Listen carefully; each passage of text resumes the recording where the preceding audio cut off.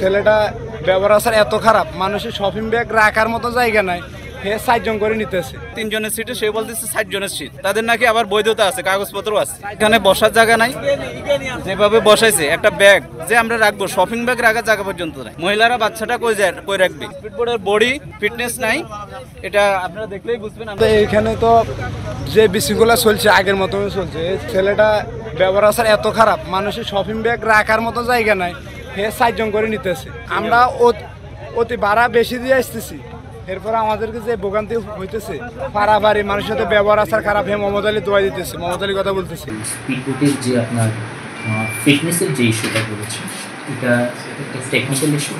এটা সংশ্লিষ্ট দপ্তর সার্টিফাই করে দিবে যে এই স্পিডবোটটা ফিটনেস ঠিক আছে।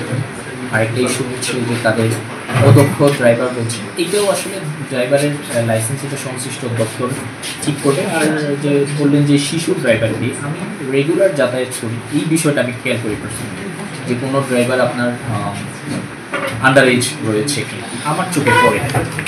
যে তো এরকম যদি আমি অবশ্যই ব্যবস্থা নিতে।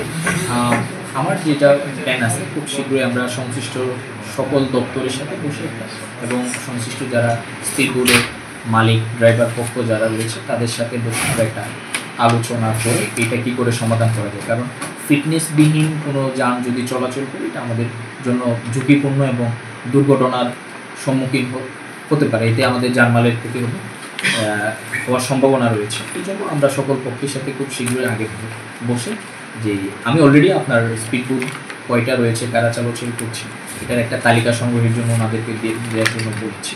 তালিকাটা পেলে আমরা সকল পক্ষকে নিয়ে খুব দ্রুত বসবো এবং যত ধরনের আইনগত বিচ্যুতি রয়েছে বা জনগণের কল্যাণের জন্য যত ধরনের পদক্ষেপ আমরা গ্রহণ করব।